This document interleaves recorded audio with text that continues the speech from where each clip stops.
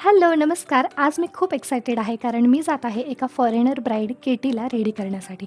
बरोबर वेळेमध्ये आम्ही व्हेन्यूवरती पोहोचलो होतो आणि तिथे सगळी अरेंजमेंट झाली होती. तर केटीच्या फेअर स्किनसाठी लागणारे फाउंडेशन आणि इतर सामान मी व्यवस्थित काढून अरेंज केलं होतं आणि मेकअपला सुरुवात केली होती. खरं तर फॉरेनर स्किनचा मेकअप करण्याचा हा माझा पहिलाच एक्सपिरियन्स होता, त्यामुळे मी थोडीशी नर्वस होते. कारण केटीचा स्किन टोन, तिचा अंडरटोन, स्किनवरील प्रॉब्लेम हे सगळंच माझ्यासाठी नवीन होतं. पण मेकअप खूप छान झाला होता.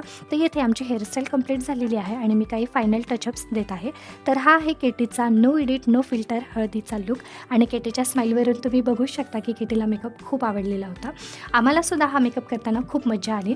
त्यानंतर येथे फुलोंकी हळदी खेळण्यात आली आणि त्यानंतर ॲक्च्युअल हळद होती. तर हळदीनंतर सगळ्या खूप एन्जॉय केला. खूप छान माहोल येथे होता.